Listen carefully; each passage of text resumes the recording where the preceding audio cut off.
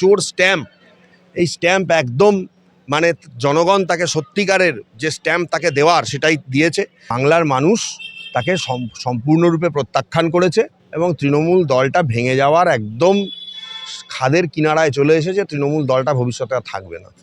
আপনি আপনার ধর্মটা আপনার লোকেরকে শোনান, আপনি আপনার ধর্মটা আপনার লোককে শোনান, আপনার ধর্মটা লাউড স্পিকারে দিয়ে আশেপাশের লোককে শোনানোর তো কোনো প্রয়োজন নেই। শুধু হিন্দুদের কাজ করব, মুসলিমদের করব না, এরকম যদি হয় তাহলে কিন্তু এই লোকগুলোই হচ্ছে বিজেপির পরবর্তীকালে বিপদ ডেকে আনতে পারে। উলুবেড়িয়ায় মসজিদের সামনে দিয়ে বাইক নিয়ে যাওয়া যাবে না নামাজ পড়ার সময়। আপনাকে দাঁড়িয়ে থেকে নামাজ শেষ হওয়া অবধি বাইকের কোনো হর্ন বাজানো যাবে না। সাইকেল থেকে দাঁড়িয়ে থেকে, আপনি হিন্দু হন, খ্রিস্টান হন, জৈন হন, আপনাকে চুপচাপ সেখানে দাঁড়িয়ে থাকতে হবে। কেন? স্বাধীন ভারতবর্ষে কোথায় এটা লেখা আছে? এই জিনিসও কখনোই চলতে পারে না। মমতা বন্দ্যোপাধ্যায় আজকে হাইকোর্টে আসলেন এবং ভোট পরবর্তী যে অশান্তি হয়েছিল সেটার বিরুদ্ধে সওয়াল করলেন। কিন্তু প্রশ্নটা হলো, সিপিএমকে বারবার বলেছে কোর্টের দল, তারা কোর্টে থাকে বেশি, এই কথা বারবার কথা করেছে, কিন্তু তিনিই আজকে হাইকোর্টে উপস্থিত। কি বলবেন?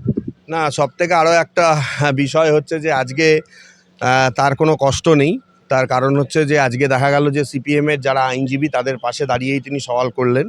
এত ভিড়, সাধারণ মানুষের মামলা, সাধারণ অন্যান্য লয়াররাও ঢুকতে পারছিলেন না মামলা করার জন্য। এবং সবথেকে আয়রনি অফ দ্য ফেথ, তাকে চোর চোর স্লোগান দেওয়া, এটা ভবিতব্যের লিখন বলে আমার মনে হচ্ছে। কারণ হচ্ছে যে যেভাবে তার মন্ত্রীরা, তার এমএলএরা, এমপিরা চুরি করেছে, স্বাস্থ্য দপ্তর, শিক্ষা দপ্তর কোটি কোটি টাকার দুর্নীতি, ফরেস্ট ডিপার্টমেন্ট কোটি কোটি টাকার দুর্নীতি, ফায়ারে চাকরি দেওয়ার নাম করে, পৌর নিগমে, সেখানে আজকে তিনি চোর তকমা পেয়েছেন। এটা তো তার গর্বের তকমা তিনি পেয়েছেন, সত্যিকারের ভালো তকমা পেয়েছেন তিনি।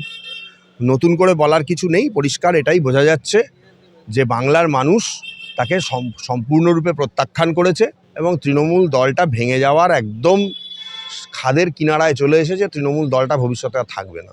কিছু সোকল্ড তৃণমূলীদের সাহস জোগানোর জন্য এবং আমি তোমাদের পাশে আছি এটা দেখানোর জন্য, আমি আইনজীবী এটা প্রমাণ করার জন্য আজকে তিনি এসেছিলেন। যেটা প্রমাণ তো তিনি করতে পারেননি, উল্টে তিনি চোর স্লোগান নিয়ে, মানে হচ্ছে যে একদম চোর স্ট্যাম্প নিয়ে তিনি হাইকোর্ট ছেড়েছেন।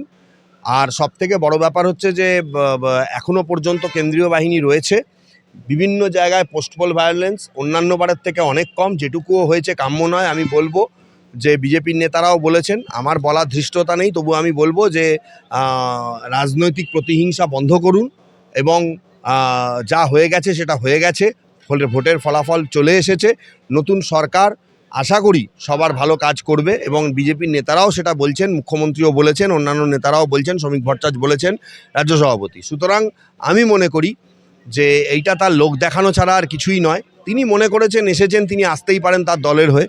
কিন্তু সবথেকে বড় ব্যাপার হচ্ছে এই যে চোর স্ট্যাম্প, এই স্ট্যাম্প একদম মানে জনগণ তাকে সত্যিকারের যে স্ট্যাম্প তাকে দেওয়ার সেটাই দিয়েছে। জনগণের বক্তব্যকে কেউ আটকে রাখতে পারে না। অন্যান্য জায়গায় আগেকার সময় বা কয়েক বছর আগেও তিনি বলতেন, তোমরা বিজেপির লোক, তোমরা মার্ক্সবাদ, তোমরা এই, তোমরা সেই। আজকে আর সেসব বলার মতো মুখের ভাষা তার নেই বা মুখের ভাষা তার হারিয়ে গেছে।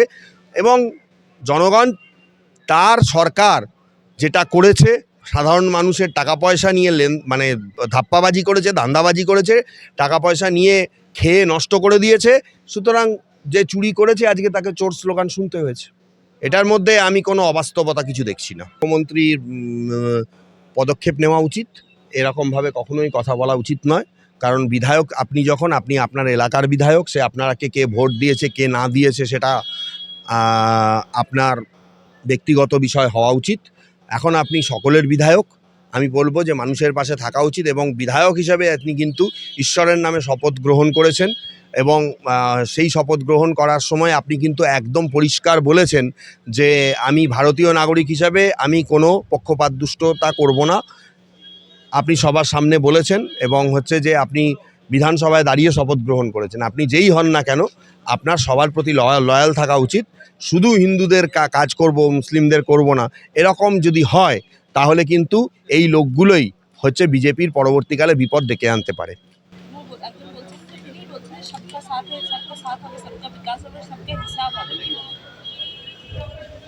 না দেখুন, নামটা আপনি যদি ডিসক্লোজ করতেন আমার তাহলে ভালো হতো। এটা কে বলেছেন?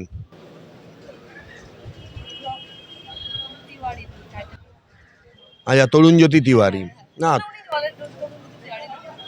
এটার কতটা সত্যতা আছে সেটাও একটা বিশাল বিচার বিবেচনা করার ব্যাপার রয়েছে। কালকেই শপথ গ্রহণ করে আজকেই তিনি এ ধরনের কথাবার্তা বলবেন, এটা আমার মনে হয় না। এটা কোনো ফেক ভিডিও হতে পারে, সেটা আপনি আগে ভিডিও সোর্স চেক করে দেখুন। কারণ মুখ্যমন্ত্রী কিন্তু এই ধরনের কোনো বার্তা দেননি এবং তিনি সবার হয়ে কাজ করতে বলেছেন এবং সমস্ত বিধায়কদের সব কাজগুলোকে তিনি দেখতে বলেছেন। সুতরাং এখনই কালকেই শপথ গ্রহণ করে আজকেই কেউ এই ধরনের কথা বলবে, এটা আমার বিশ্বাস মনে হচ্ছে না। এবং এটা যদি হয়ে থাকে তাহলে আমি বলবো যে অত্যন্ত দুঃখজনক। বিজেপির যারা ওপর মহলের নেতৃত্ব আছে তারা এর উপযুক্ত ব্যবস্থা নেবে। আপনি আপনার ধর্মটা আপনার লোকেরকে শোনান, আপনি আপনার ধর্মটা আপনার লোককে শোনান। আপনার ধর্মটা লাউড স্পিকারে দিয়ে আশেপাশের লোককে শোনানোর তো কোনো প্রয়োজন নেই। কারোর যদি এতই ধর্মের প্রতি কারোর যদি টান থাকে, সে নিজের ধর্ম নিজে পালন করুক, সে সেই সময় নিজের কাজকর্ম ছেড়ে সে সেই সময় নামাজ পড়ুক, সে সেই সময় নিজের থেকে অ্যালার্ট থাকুক, সে সেই সময় নিজের ঘরে নামাজ পড়ুক, মসজিদে নামাজ পড়ুক। লাউড স্পিকারে দেওয়া হবে কেন? এই নিয়ে মামলাও হয়েছে। তাহলে আজকে আমি একটা কথা বলি, এইটাই বা ভারতবর্ষে হবে কেন যে শুধুমাত্র মসজিদের নামাজ লাউড স্পিকারে দেওয়া হবে? হয় মন্দির, মসজিদ, গির্জা সমস্ত জায়গায় লাউড স্পিকারে লাগানোর অ্যালাউন্স দেওয়া হোক, সবাই সবার ধর্মাচরণ করবে এবং লাউড স্পিকারে বলবে। সেটা বললে তো আবার এরা খেপে যায়। এমনও হয়েছে, আমি বলতে বাধ্য হচ্ছি, আমি জানি না, এরকম ঘটনা হয়েছে, আমি নিজে ফেস করেছি। উলুবেড়িয়ায় মসজিদের সামনে দিয়ে বাইক নিয়ে যাওয়া যাবে না নামাজ পড়ার সময়। আপনাকে দাঁড়িয়ে থেকে নামাজ শেষ হওয়া অবধি বাইকের কোনো হর্ন বাজানো যাবে না। সাইকেল থেকে দাঁড়িয়ে থেকে, আপনি হিন্দু হন, খ্রিস্টান হন, জৈন হন, আপনাকে চুপচাপ সেখানে দাঁড়িয়ে থাকতে হবে। কেন? স্বাধীন ভারতবর্ষে কোথায় এটা লেখা আছে? এই জিনিসও কখনোই চলতে পারে না। লাউড স্পিকারের নিষেধাজ্ঞা দেওয়া হয়েছে, এটা আমি মনে করি যে এটা নিয়ে মামলাও হয়েছে। এবং আপনার ধর্ম আপনি নিজে আচরণ পালন করুন, অবশ্যই সেটা আপনার করা উচিত। আমার মনে হয় না যে 50 জনকে শোনানোর জন্য কোথাও আপনাদের যা ধর্মগ্রন্থ যাই বলেন, সেখানে কোথাও লেখা আছে যে 100 জনকে শুনিয়ে তুমি কোরআন পাঠ করবে, এটা কোথাও লেখা নেই। এটা নিজেদের তৈরি করা। সুতরাং এই তৈরি করা জিনিসগুলোকে বন্ধ করা দরকার। কারণ হচ্ছে যে অনেকের সেটা খারাপও লাগতে পারে। তাহলে আজকে মন্দিরে যখন কোনো নাম সংকীর্তন হয়, তাহলে তারাও বলতে পারে যে আমরা নাম সংকীর্তনটা তাহলে লাউড স্পিকারে করব। তাহলে যারা জৈন খ্রিস্টানদের, আমি এখানে একটা ইয়েতে গেছিলাম, খ্রিস্টানদের একটা গির্জায় গেছিলাম, প্রত্যেক দিন সেখানে বাইবেল পাঠ হয়। তারাও বলতে পারে যে আমাদের এই বাইবেল পাঠটা এলাকা থেকে একদম 2 কিলোমিটার দূরে লাউড স্পিকারে শোনা যাবে। তাহলে সবাই এরকম দাবি করতে পারে।